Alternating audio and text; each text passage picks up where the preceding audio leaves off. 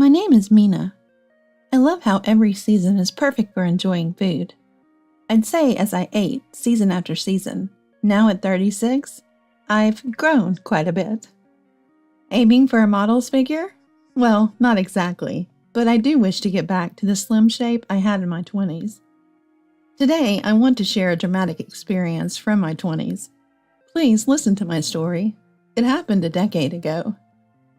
Back then, I was a brand new wife, married to Ern, who was 2 years my senior. Being older, he often took the role of teaching me things. And why was that? Well, I had only part-time job experience, no experience living alone, and was quite naive about the world. I was working part-time when I started dating my boss, Ern, and we soon married, making me a clueless homemaker. My parents both worked, so I could handle household chores, but I was clueless about things like activating gas services after moving, or understanding security deposit and key money systems. I relied heavily on my husband for these. At work, I was learning from my husband, and at home, he was teaching me things too. This, I believe, was our downfall. He began to comment on every little thing. For instance, if I finished chores and watched TV, he'd say, "Didn't you stretch out the laundry properly? It looks wrinkled." If I cooked, he'd complain, "Carrots again? Using the same ingredient 2 days in a row isn't good." And while vacuuming, he'd critique, "You shouldn't stretch the cord so much." His remarks started to feel like he had too many personal rules. At first, I thought maybe he was right about the laundry or getting tired of the same ingredients. I listened to him. But then he'd find something new to criticize. When I bought new clothes with my savings, he scolded, "Why do you need new clothes when you're just at home? Don't be extravagant." Though I bought it with my own savings. If I went shopping in shabby clothes, he'd surely say, "That's embarrassing." I couldn't win. What did he expect me to do? To him, it might have felt like he was just teaching me, but he had turned into a constant nag. Yet he did nothing himself. He would just tell me what to do without lifting a finger. Naturally, he never did any housework. He had lived alone and could obviously handle chores, given his complaints about mine. But he would insist, "I'm tired from working all day. I don't want to work at home too. You're the homemaker, so let's divide the roles." And he never helped. Initially, I thought there was some reason in my husband's words. I take care of the house. In exchange, he earns the living expenses. It seemed like a fair division of labor. Little did I know just how much he would nag. Gradually, I couldn't help but think, if you have so many complaints, why don't you do it yourself? I thought about working part-time, to be on equal footing, and discussed it with him, but he immediately dismissed the idea. When I asked why, his answer was shocking. "What's gotten into you, wanting to work so much? You're not planning to cheat, are you?" he said. What kind of reasoning is that? If he's that worried about someone else taking me away, I'd wish he'd cherish me more daily. But to him, all this was supposedly for my sake. And he felt he was protecting me, keeping me safe from the dangers of the outside world by not letting me work part-time. But honestly, such a roundabout protection is hardly appreciated. I'd rather have a token of appreciation like some fancy rusts sent my way. I know I'm not unloved, but there's a lack of kindness, a lack of consideration. Gradually, I started feeling resentful towards my husband. Then one day, "Mina, why didn't you wake me up?" he erupted, in his pajamas and bed hair, completely losing his dignity. "Huh? You never asked me to wake you up, and you always set an alarm because the time you need to get up varies depending on your work schedule. You can wake up on your own." "I forgot to set the alarm? It's your fault I overslept." "Huh?" I couldn't help but respond in disbelief. It's absurd to blame me for his oversleeping because he forgot to set his daily alarm. Especially since I wasn't even informed about what time he needed to wake up today. "Seriously, you're so inconsiderate. I wanted a leisurely morning, and now I have to rush to work. Be more careful from now on." I wish he'd just sleep forever. Oblivious to my growing irritation, he moved around noisily, constantly complaining, hastily washed his face, and left for work, nearly still in bed hair. It's so infuriating. Maybe for dinner tonight, I'll make everything he dislikes. Even as I harbored such ill thoughts, I diligently prepared dinner and waited for my husband that night. When he returned, I greeted him with the usual, "Welcome back," only to be angrily rebuked. Enough is enough. Confused, I asked what happened, and it turned out he forgot something important due to his oversleeping in the morning. I needed those documents for a meeting, and I forgot them because I overslept. It's your fault for not waking me up. One disaster after another. But aren't I the one experiencing the real disaster here? I'm being scolded for something I didn't do. However, I know from experience that arguing back only leads to more anger. I know it well from past experience. Recently, I bought a bunch of new sponges for the bathtub because the old ones were worn out, and he scolded me for unnecessary spending. When I explained, I bought them in bulk because they were on sale and will need them eventually, he lectured me even louder. Don't make excuses. Only buy what's necessary in the necessary amount. Arguing back is like pouring oil on fire, only increasing the discomfort. So for my own peace of mind, I stayed silent. After all, next week, we're visiting the in-laws' house for the first time since our marriage. It's for a Thanksgiving greeting. Just the thought of going to the unfamiliar in-laws' house is depressing. I want to lighten my mood as much as possible before that. I kept telling myself, endure it, Mina, just endure. And finally, the day of visiting the in-laws' house arrived. My husband was in a good mood that day, and while there were the usual naggings, it didn't escalate into anything serious. He was smiling so much, I found it somewhat eerie. Is he that happy to visit the in-laws' house? But maybe I should have sensed danger in my husband's behavior. When relatives gathered in the living room, the incident happened. Ern, how's married life? Must be the happiest time, right? A tipsy relative asked him. Well, it's quite challenging, my husband replied. Can't understand your wife's feelings, huh? To be young. No, it's different. She's really naive, always wasting money and causing me trouble. What? I was shocked to hear this exchange from a distance, and my husband, noticing me, looked over with a mocking smile. While we're at it, she just recently bought a ridiculous amount of cleaning supplies for no reason. She makes excuses, saying they're consumables, and it's better to buy in bulk. Well, isn't that okay? She's going to use them, right? No, it's not just that. Even her cooking has issues, like using the same vegetables 2 days in a row. She probably buys groceries in bulk, without considering expiration dates. And she buys clothes unnecessarily, even though she doesn't work. Vegetables are often sold in bags, and, every couple has their issues. I almost laughed at how the relative was trying to wrap up the conversation safely, realizing that my husband was being a bit unreasonable. No, you don't get it, Uncle. It's not just that. She's causing me trouble with her wasteful spending and naivety. Right, Mina? You can't do anything. You're inconsiderate, sloppy with chores, and have no sense of money. I was startled when he suddenly turned the conversation to me. I was irritated by his smug face. I admit I'm naive, but I don't recall being wasteful. I bought the clothes with my own savings, and the cleaning supplies were necessary. It seemed the relatives understood this too. I wasn't the strange one here. My husband, who still blames me for oversleeping, seemed to want to embarrass me in front of everyone as revenge. He wanted to show off. Look how I am taking care of my incapable wife.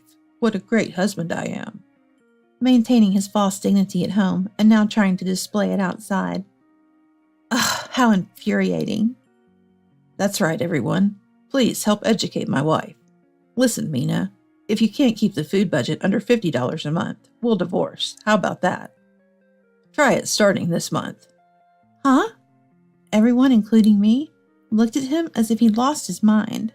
Living alone, maybe you could manage a $50 monthly food budget? Barely. I'm good at household management, and I've already been saving a lot on food expenses. My husband just doesn't notice. But to live on $50 for 2 people a month, and to use divorce as a condition? He must think I dread divorce and desperately try to make $50 dinners. He looked at me with a smug, victorious smile. Maybe he thinks I'll come begging to him. Well, he's got nerve. I don't particularly care about divorce, but I'm not one to back down from a challenge. Got it. Be ready when we get home, I said with a smile. 2 days later, back from the in-laws' house, our usual life resumed. My husband sneered. Now, let's see if you can manage with a $50 food budget starting today. If you want to apologize, now's the time. I can do this. That day, I made curry. It was the usual richly filled curry, so my husband somewhat triumphantly said, Hey, starting with this on our first day, $50 will be tough. You really don't think things through. The next day, I served curry again.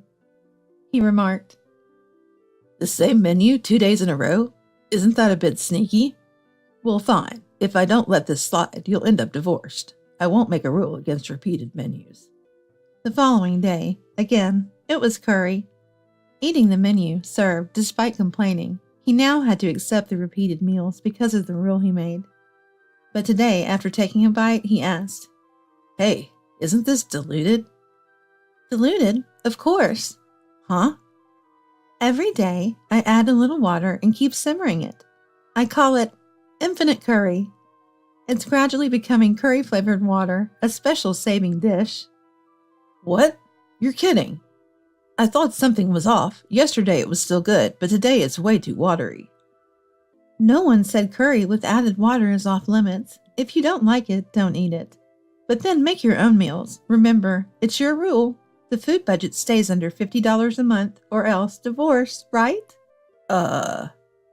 Seemingly not wanting to divorce, my husband silently continued eating the infinite curry. A week or so of infinite curry later, when the pot was finally empty, he was visibly relieved. The next morning he smirked. What will you feed me today? Apologize now if you want. I smiled back. Look forward to it. I'll put extra effort into it. That night, what awaited my husband was a mountain of lettuce on a plate and a bottle of salt. Huh? After a small exclamation, he alternated between staring at the lettuce and me in silence.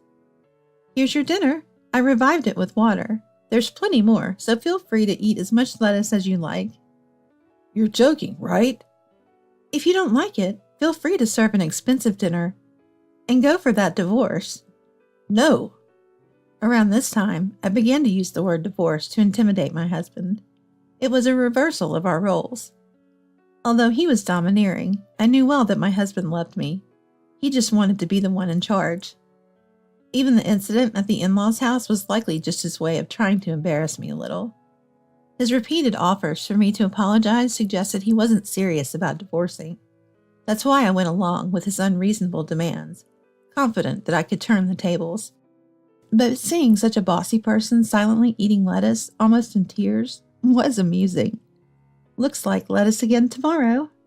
With that thought, I continued serving lettuce for about 4 days. However, realizing that the daily fiber overload was upsetting his stomach, I decided not to keep it up for a week. I'm not a monster, after all. Since he had a troubled stomach, why not make something gentle for it? That evening, dinner became soup and rice, mostly liquid. I wondered if he would complain, but this time he gratefully ate the rice, saying, Ah, rice. It seems the modest lettuce lifestyle had humbled him, almost like a monk. Excellent. Notably, my husband, who had gained some weight after marriage, seemed to be slimming down. Taking care of my husband's health, what a good wife I am, or so I joked to myself. After nearly a week of soup life, Please, just a bit more nutrition in the meals, he pleaded. I didn't remember using mind control just by cooking, but it seems food is indeed important to humans. Gradually, my husband had started speaking politely to me. Perhaps because every time he argued, I'd retort with, Then it's divorce. Really, he flaunted the threat of divorce, but when faced with the possibility, he became fearful. How pitiful. Something with more nutrients. Okay, we've been at this for a while now, so fine. I'll indulge your whim. Still within the $50 budget, though. Thank you. That night, I served him salt, water, and beef fat. The beef fat was free from the supermarket's meat section. The water was fresh from our tap, directly from the waterworks, and since everything else was virtually free, I chose rock salt for its quality. It's rich in magnesium, calcium, and potassium. Nutritionally wonderful. Here you go, the nutrients you asked for, I said with a smile. What? This isn't even cooking anymore.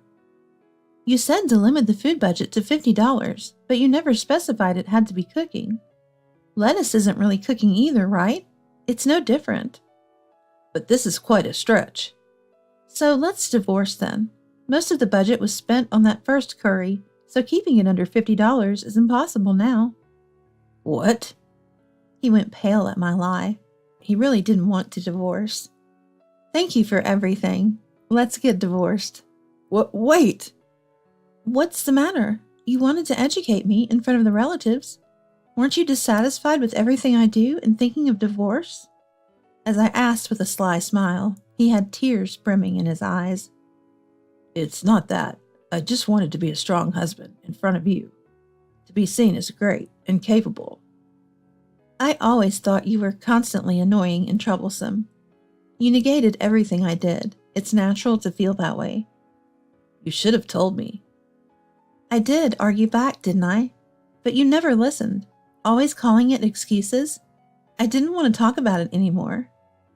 He fell silent, looking down, and finally, tears fell. If you continue to behave selfishly like that, I will really divorce you. You may not have been serious about it, but flaunting divorce means you're okay with the other person drifting away. I'm really sorry. I think I created this image of a husband in my mind. Being older, I thought I had to be relied upon.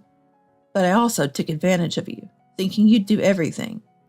I can't be that imposing outside, but I assumed you'd accept it. And I took you for granted. After confessing his true feelings while crying, he prostrated himself on the floor. I mean it. I'll change my ways. I'll prioritize you, Mina, above everything. I won't threaten you with divorce or do anything despicable.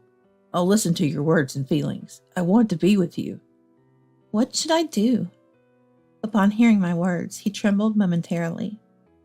I won't forgive everything that's happened, but I have conditions for you. If you agree to them, I won't divorce you. Are you saying you'll forgive me?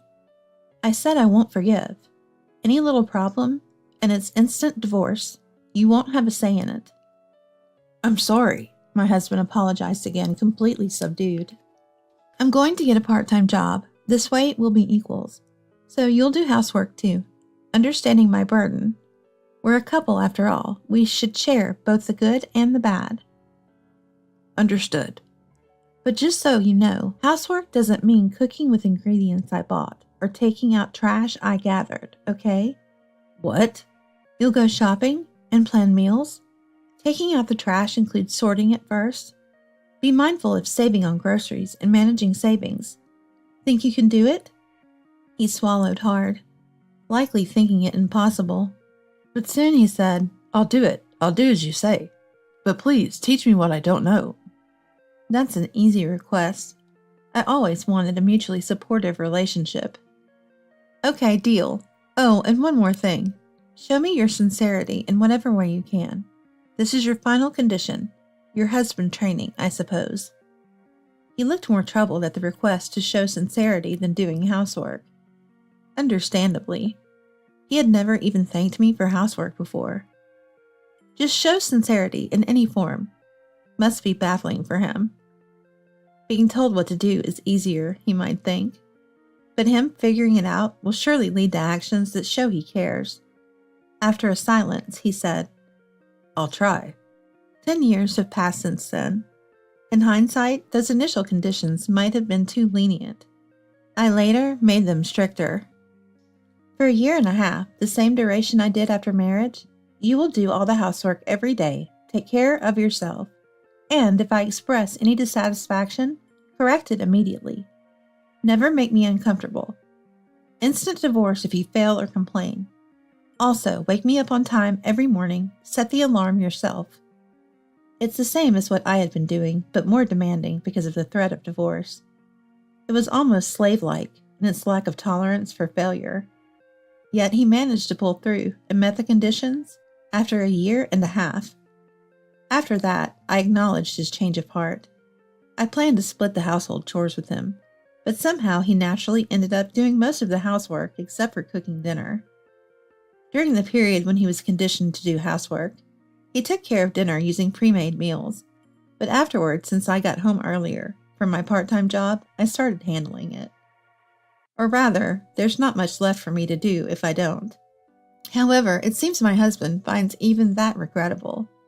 He now wakes up earlier than me to prepare breakfast with dessert, handles the trash, and even wakes me up if I oversleep. Apparently, he's become skilled in cooking and cleaning, and seeing me genuinely happy about it seems to bring him joy. The show of sincerity I asked of my husband has become indistinguishable from his everyday actions towards me, doing things that he thinks will please me. On ordinary days, he brings home my favorite foods, and if I casually mention a dish looks tasty on TV, he learns the recipe and tries hard to make it. He reflects on the past, saying, "Instead of showing off and being bossy, I should have done things that make you smile." Now, he's so good at Italian and Chinese cuisine, I wonder if he's a professional. He even attended cooking classes secretly. It's amazing how people can change.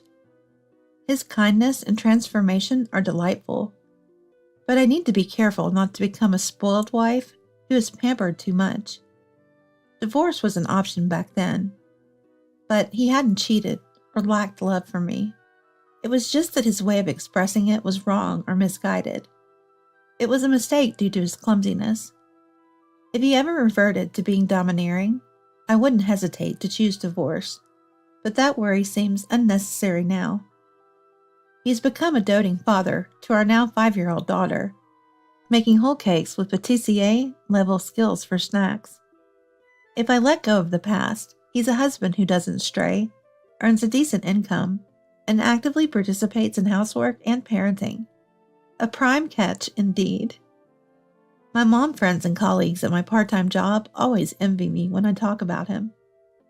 Everyone has failures and flaws. I'm sure I caused trouble for him too, being naive. We're both at fault. The important thing is how we face and control our own mistakes and flaws. We want to show our child that as a couple, we can speak openly about our shortcomings and work on them together. But there's a lingering effect on my husband. Sorry, did I do something wrong? He gets scared whenever I make curry for dinner. Does Daddy not like curry? Our daughter tilts her head. Yeah, weird Daddy. It's yummy though. Our home is peaceful today.